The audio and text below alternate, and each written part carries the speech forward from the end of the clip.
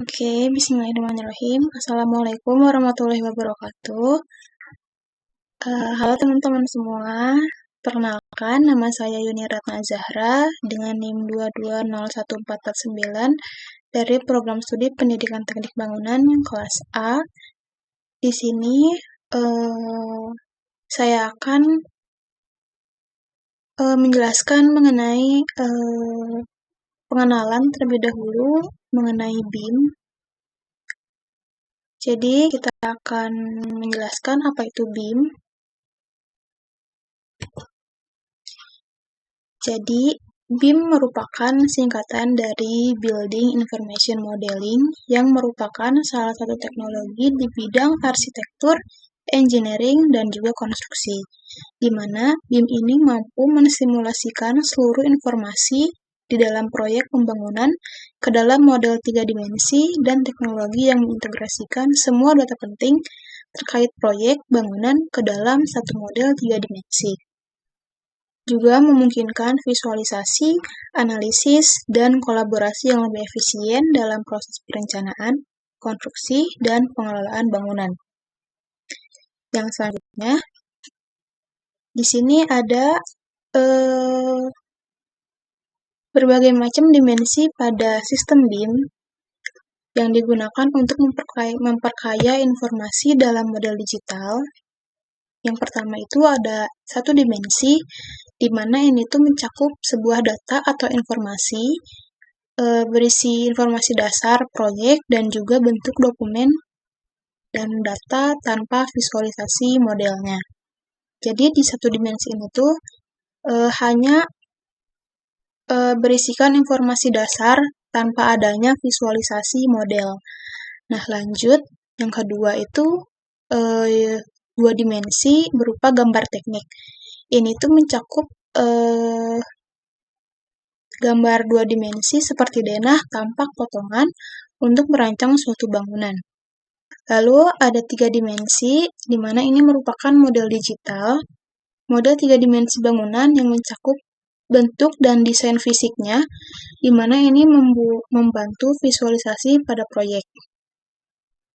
Lalu yang keempat, ada 4 dimensi, yaitu ini merupakan scheduling waktu ya, di mana ini adalah menambahkan elemen jadwal proyek sehingga dapat digunakan untuk simulasi waktu konstruksi. Jadi, si 4 dimensi ini tuh bisa menambahkan elemen jadwal proyek pada gambar yang kita bikin. Lalu ada 5 dimensi, di mana ini merupakan biaya estimasi atau anggaran yang menghubungkan model dengan anggaran dan estimasi biaya. Ini merupakan bantuan untuk perhitungan anggaran proyek. Lalu yang selanjutnya ada 6 dimensi, di mana ini adalah keberlanjutan ya atau sustainability yang dapat menganalisis aspek efisiensi energi, material ramah lingkungan, dan juga keberlanjutan bangunan. Lalu ada di 7 dimensi, di mana ini adalah manajemen fasilitas atau maintenance dan operasional, di mana ini tuh digunakan setelah bangunan selesai untuk pemeliharaan dan manajemen fasilitas dalam jangka panjang. Lalu di sini ada ruang lingkup BIM, di mana ada perencanaan dan desain. Pada BIM perencanaan dan desain ini memungkinkan visualisasi 3 dimensi yang lebih baik, desain terperinci, dan juga simulasi perilaku bangunan sebelum konstruksi. Lalu ada manajemen proyek, di mana BIM ini mendukung penjadwalan proyek seperti tadi pada 4 dimensi, dan estimasi biaya pada 5 dimensi, juga pada manajemen aset. Lalu ruang lingkup yang ketiga ada konstruksi, di mana BIM ini memfasilitasi pemantauan kemajuan proyek secara real time, identifikasi potensi masalah, dan juga koordinasi antar tim. Lalu yang keempat, ada operasi dan pemeliharaan, di mana BIM ini menyimpan data aset yang lengkap, termasuk spesifikasi dan informasi pemeliharaan yang berguna untuk manajemen fasilitas. Nah, di sini tuh ada 4 jenis software yang termasuk ke dalam sistem BIM. Yang pertama itu ada Autodesk Revit, Dimana ini adalah software BIM yang paling populer ya, yang sering dipakai oleh engineer-engineer. Lalu yang kedua ada ArchiCAD, di mana ini adalah salah satu alternatif untuk desain arsitekturnya saja ya. Lalu yang ketiga ada Tekla Struktur, di mana ini pada rekayasa struktur hanya berfokus pada struktur. Lalu yang keempat ada Navisworks, di mana ini adalah digunakan untuk koordinasi dan simulasi proyek. Nah, yang akan kita pelajari, yang akan kita bahas pada salah satu sistem BIM, yaitu Autodesk Revit. Apa sih Autodesk Revit itu? Jadi, Revit ini adalah salah satu software BIM yang digunakan untuk merancang, membuat, dan mengelola model bangunan dalam bentuk digital. Di mana software ini pun dikembangkan oleh Autodesk yang banyak digunakan oleh arsitek, insinyur, serta profesional konstruksi. Yang selanjutnya kita akan pengenalan dasar-dasar Revit terlebih dahulu. Nah, teman-teman, sekarang kita udah buka salah satu sistem BIM, yaitu Autodesk Revit. Di sini saya pakai versi tahun 2022. Jadi ini tampilan awalnya. Di sini tuh ada yang pertama ada models, ada families, lalu ada recent file. Nah, di sini tuh kita ada recent file, di mana ini tuh aplikasi yang udah kita buka, ntar bakalan ada di sini, dan bisa langsung kita klik, dan bisa langsung kita buka. Tapi kalau misal teman-teman mau bikin baru, bisa klik yang new, atau teman-teman mau buka file baru, buka file yang udah jadi, bisa di klik open. Nah, sebelumnya di sini ada beberapa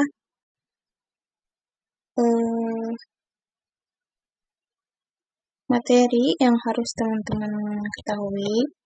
Sumbernya ini dari dosen saya, yaitu Bapak Parmono. Tampilannya sama seperti tadi ya. Ada model, family, juga recent file. Nah, kayak gini. Lalu, ketika teman-teman nanti mengklik yang new project, yang di models, itu ada beberapa template yang harus teman-teman tambahkan. Di situ ada 4 template, yaitu ada arsitektural, struktural, mechanical, dan juga construction. Nah, jadi kalau teman-teman belum ada template-nya, nanti ada di video selanjutnya untuk menambahkan template-template pada Autodesk Revit. Lalu yang selanjutnya itu ada beberapa toolbar yang ada di Autodesk Revit. Itu ada banyak sekali, di mana kita coba lihat di sini ya. Kita coba yang construction template.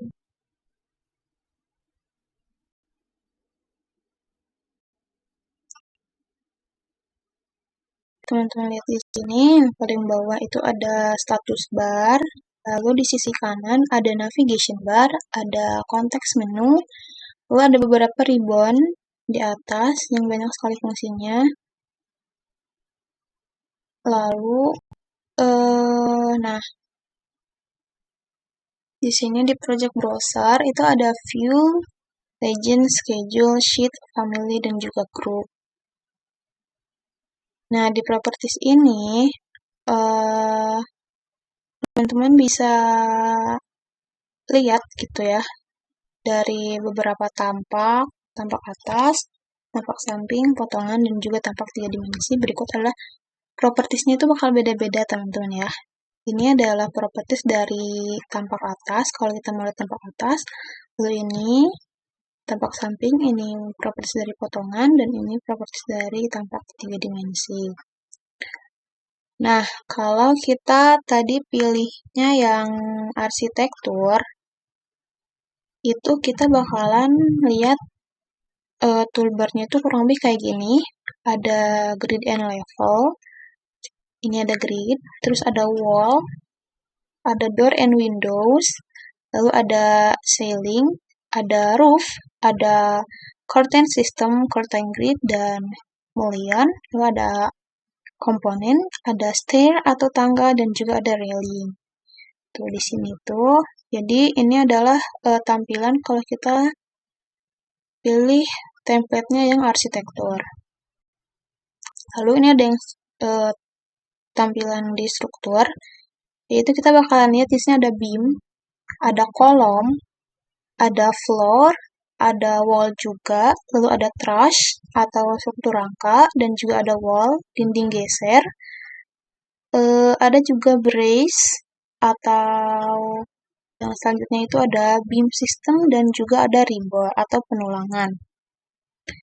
Dan kalau kita tadi ngeklik template yang mechanical engineering dan plumbing, di situ ada ducting, di mana ini adalah perpipaan, lalu ada bentuk pipanya juga, lalu ada elektrikalnya. Yang selanjutnya, kalau kita udah bikin beberapa desain, lalu kita harus bikin folder di Revit-nya itu sendiri. Nah, yang selanjutnya kita harus mendownload beberapa, yaitu metrik dan juga imperial.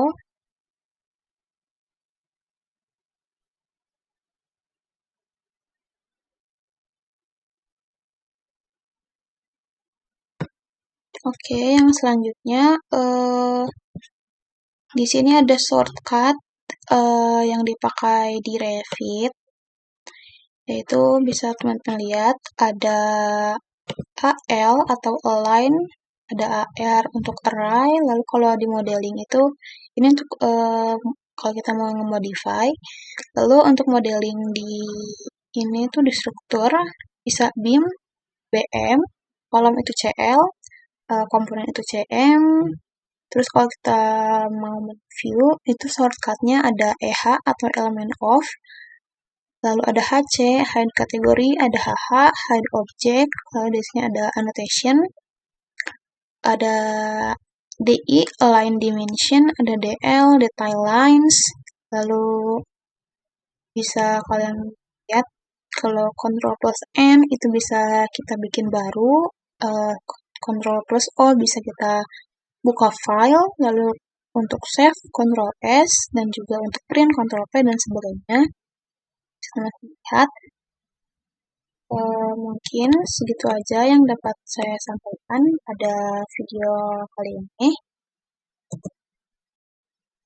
Kurang lebihnya mohon maaf, saya cukupkan. Terima kasih. Wassalamualaikum warahmatullahi wabarakatuh.